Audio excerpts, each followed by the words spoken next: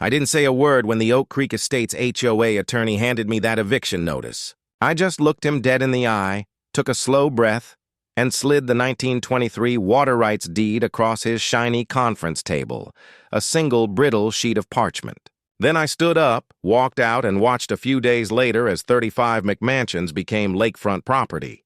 They thought they could steal my Grandpa Charlie's land while I was deployed in Afghanistan. You know, just a little land grab while the soldier boy was gone. These pompous bureaucrats and their perfect suburban paradise, complete with golf cart commandos in polo shirts and tennis outfits.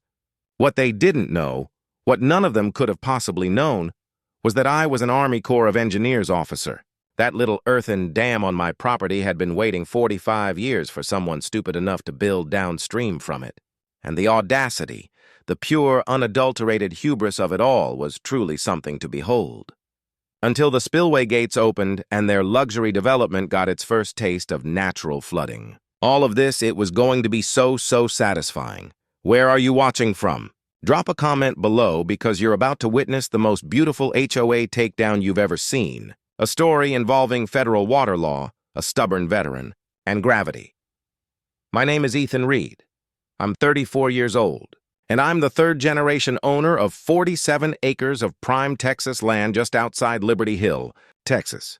Grandpa Charlie, who we all called Pops, bought this property back in 1955 when Liberty Hill was still a sleepy town, where good manners were a currency and BBQ joints outnumbered strip malls by 1,000 to 1. Pops was the kind of man who believed in taking care of the land and the people on it. He always said, "You take care of the land, and the land's gonna take care of you." In 1978, he built a small earthen dam on our property. Nothing fancy, just good. Solid engineering designed to collect rainwater for the cattle and help out our downstream neighbors during dry spells. The Army Corps of Engineers even helped him with the design, a little detail that would end up mattering a whole lot. Pops always said that someday the back 40 acres would be worth something special. But for him, it was just beautiful rolling hills where we ran cattle, and where I learned to hunt. Then came my 2 tours in Afghanistan, where I specialized in water management and infrastructure. Turns out building wells and managing water flow in a war zone teaches you a thing or two about how precious clean water really is, and how quickly people will fight over it. While I was on my second deployment, Pops passed away. The homestead went into a trust managed by my well-meaning but overwhelmed sister, Lauren, who lives in San Francisco and knows as much about Texas land law as I know about artisanal oat milk. She hired a local property management company to handle the taxes and upkeep, and here's the thing. Lauren never actually looked at the tax assessment. Big mistake. Enter our villain, Deborah Vance, 52 years old, president of the Oak Creek Estates HOA, and the kind of woman who drives a white BMW X7 and treats her tennis outfits like business attire. Deborah has that particular brand of passive-aggressive sweetness that Southern women perfect, around age 45, you know, the kind where they'll smile while they're stabbing you in the back and somehow make it sound like they're doing you a favor. Deborah's married to City Councilman Gordon Vance, which should tell you everything you need to know about how she gets things done. She's got a reputation for neighborhood beautification initiatives, which is just fancy talk for forcing out anyone who doesn't fit her vision of suburban perfection. The smell of her expensive perfume could never quite mask the stench of entitlement that followed her around like a cloud. I came home in August of 2024, ready to finally spend some real time on Pops's land. I drove down that familiar gravel road, past the old oak tree where I'd carved my initials as a kid, expecting to see the same rolling pastures and that little earthen dam sparkling in the Texas sun. Instead, I found construction crews, concrete trucks, and survey stakes scattered across my back 40 like some kind of suburban invasion. The crunch of gravel under my boots felt different somehow, angrier. I could taste the dust and my own rising fury as I marched up to the construction foreman. "Sorry, buddy," he said, not looking sorry at all. "We got permits and everything. This is Oak Creek Estates property now." I called the police. Officer Morales showed up and explained with obvious discomfort that the HOA had filed an adverse possession claim while I was overseas. Apparently, when nobody's actively using land for a certain period, and if you can prove you've been improving it, you can sometimes claim ownership. It's an old law designed to prevent land from sitting empty forever. But it's become a favorite tool of developers and HOAs looking to expand their empire.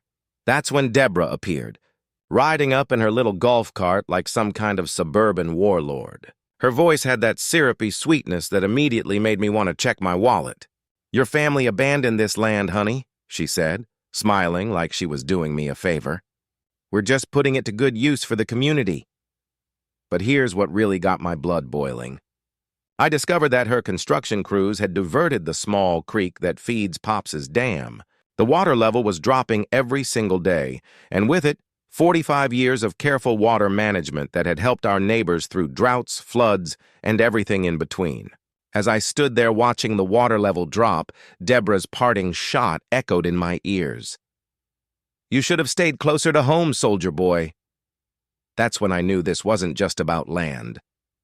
It was war. I hired the first attorney I could find. Big mistake. This guy quoted me $85,000 just to challenge the zoning change. Turns out while I was serving my country, Gordon Vance had pushed through an emergency zoning modification. The homestead went from agricultural preservation to a residential development zone faster than you can say conflict of interest. But here's where my Army Corps training came in handy. While that overpriced lawyer was shuffling papers and billing hours, I was digging through the county records like I was hunting for IEDs. And just like in Afghanistan, the devil was in the details. I found Pops's original 1978 dam construction permits, and they were beautiful. See, Pops didn't just build that dam himself. He worked directly with the Army Corps of Engineers for flood control and watershed management. That meant federal jurisdiction. Any dam built with federal guidance creates federal jurisdiction that local HOAs can't override, period. The metallic taste of adrenaline hit my tongue as I realized what I'd found. This wasn't just a property dispute anymore. It was a federal case. But wait, it gets better. While I was photocopying permits at the courthouse, I stumbled across a 1923 water rights deed buried in the old records. My great-grandfather had purchased senior water rights to the entire Blue Heron Creek watershed. These rights were older than the city, older than the county's municipal water system, older than every single one of those McMansions sitting on my land.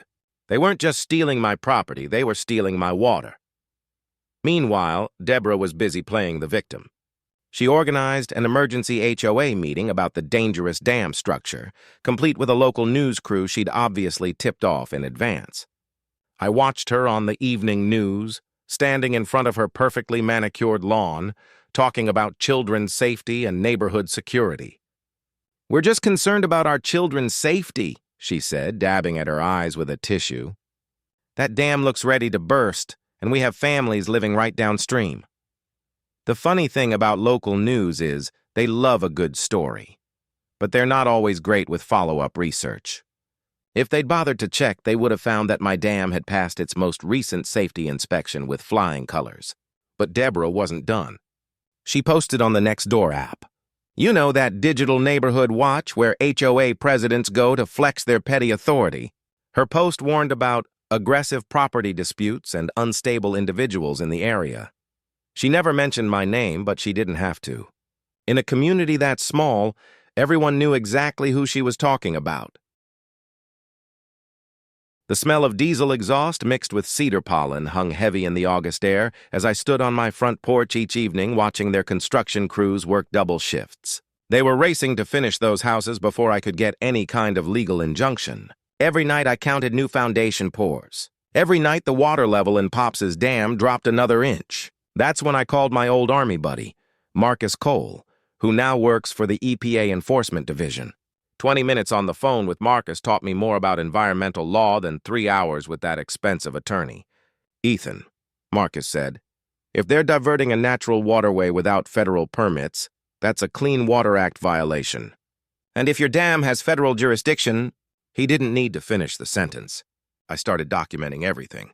Trail cameras around the property perimeter, time-stamped photos of every water diversion, flow measurements at 3 different points along the creek. My sister Lauren called from San Francisco begging me to just take the money and walk away. But this wasn't about money anymore. It was about the crunch of gravel under construction boots that had no business being on my land. It was about the sound of Deborah's heels clicking across courthouse marble during zoning hearings that should never have happened. It was about the bitter taste of courthouse coffee during research sessions that revealed just how deep this corruption went. But most of all, it was about that dam. Pops built it to help the community during dry spells. For 45 years, it had been a source of life for our neighbors downstream. Deborah's crew was turning it into a decorative pond for McMansions. Here's the thing about water rights in Texas. They're older than oil rights, older than mineral rights, and a hell of a lot harder to steal. But you have to know how to fight for them. As I stood there watching another concrete truck rumble past my kitchen window, I realized something important. This wasn't going to be won in a courtroom with expensive lawyers and legal briefs. This was going to be won with engineering. Deborah decided to turn up the heat. She organized what she called a neighborhood safety patrol. 3 HOA board members in matching polo shirts who parked at my property entrance like some kind of suburban checkpoint. They photographed every visitor, wrote down license plates, and filed reports with the sheriff about suspicious activity. The harassment campaign was textbook intimidation. Loud music complaints when I ran my radio during farm work, unsightly structures citations for my perfectly functional farmhouse that had been standing since 1962, environmental hazards reports about my septic system that had passed inspection just 6 months earlier. But the real kick in the teeth came when Gordon used his city council position to order a wellness check on me through veteran services. Apparently, I was a troubled veteran who might be struggling. Deborah's panic was starting to show. She offered me $400,000 cash, no questions asked, 48-hour deadline. When I refused, she flew to San Francisco to approach my sister Lauren with some sob story about her troubled veteran brother's mental health issues. That backfired spectacularly. Lauren might not know Texas land law, but she knows her brother. She called me laughing. "Ethan, some crazy woman in tennis clothes just offered to help with my troubled veteran brother. I told her if she contacts our family again, I'm calling the FBI." But while Deborah was busy making enemies, I was making allies. I partnered with environmental lawyer Sarah Chen, who specialized in pro bono water rights cases. Together, we formed a coalition with downstream farmers who'd been affected by the creek diversion. Julio Sanchez brought historical documentation showing his family had used creek water for farming since 1887. Mrs. Kim provided photographs of her grandfather's garden from the 1940s, fed by the same creek that was now feeding Deborah's decorative water features. The local Audubon Society was particularly interested to learn that the creek diversion had destroyed critical nesting habitat for several protected bird species. Turns out killing protected wildlife while committing water theft tends to get federal attention real fast. During my nighttime reconnaissance, old habits from the Army, I discovered something beautiful. Pops's Dam wasn't just a simple earthwork structure. The original 1978 design included an emergency spillway system with hydraulic gates that hadn't been opened since 1982. The hollow echo of water flowing through those underground spillway channels during my midnight tests told me everything I needed to know. The mechanism was still functional, and it was designed for exactly this situation: controlled flooding to restore natural water flow patterns.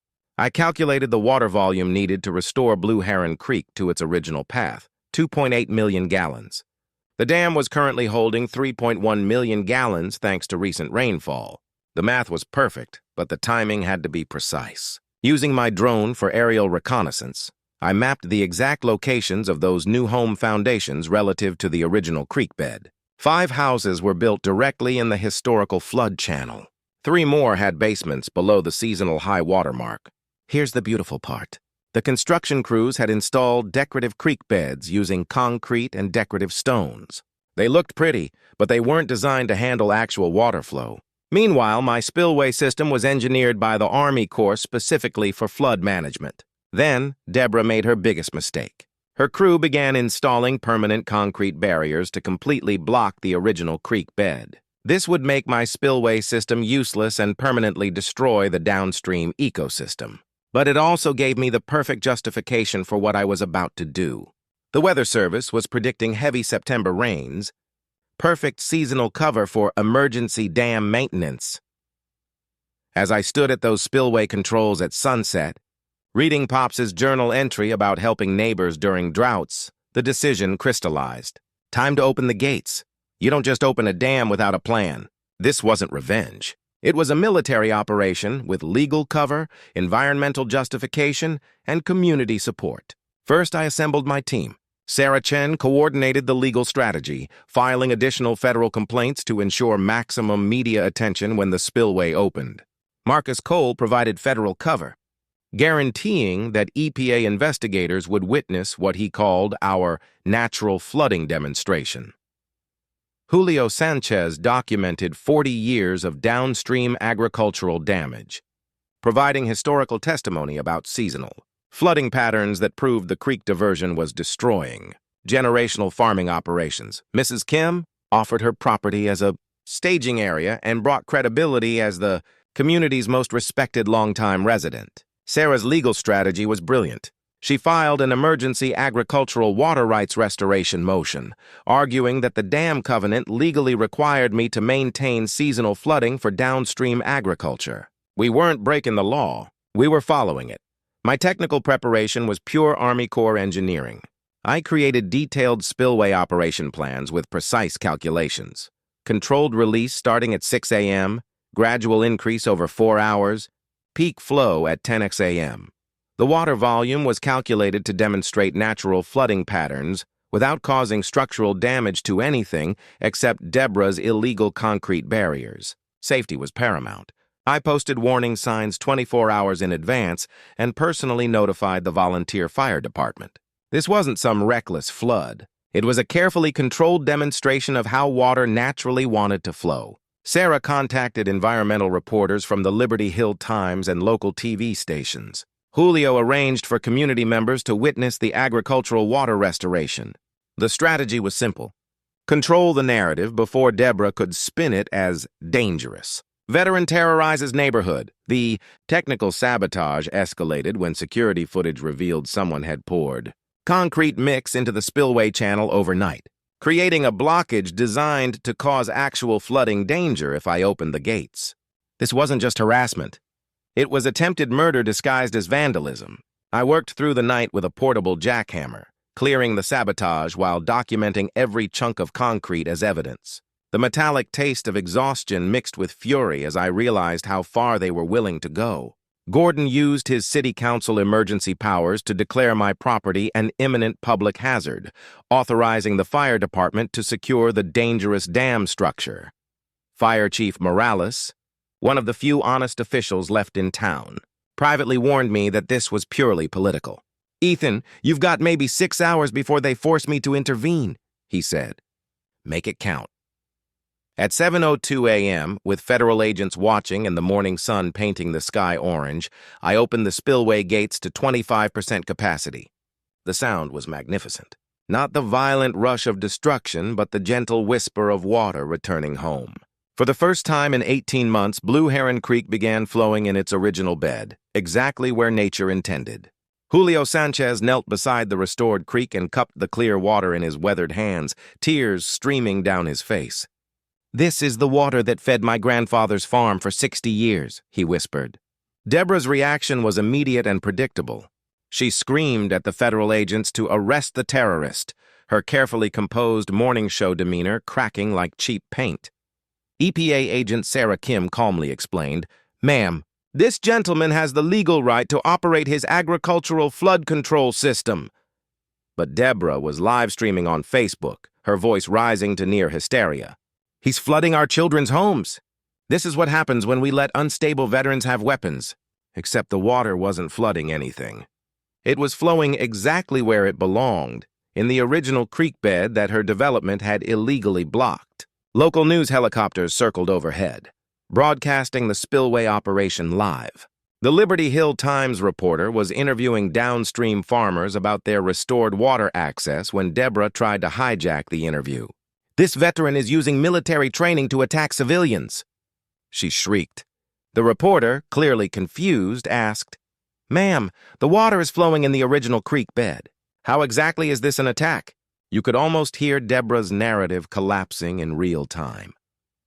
6 months later, justice flowed as naturally as the restored creek. Gordon Vance pleaded guilty to federal conspiracy charges and got 3 years in federal prison. Deborah faced $8.7 million in civil penalties and filed for bankruptcy faster than water rushing through an open spillway. The construction company paid $12 million in EPA fines and got banned from all federal contract work. The HOA dissolved completely, and residents formed a new community association focused on environmental stewardship instead of suburban tyranny. My property value restored to $1.2 million after the federal environmental designation made it more valuable than any suburban development could.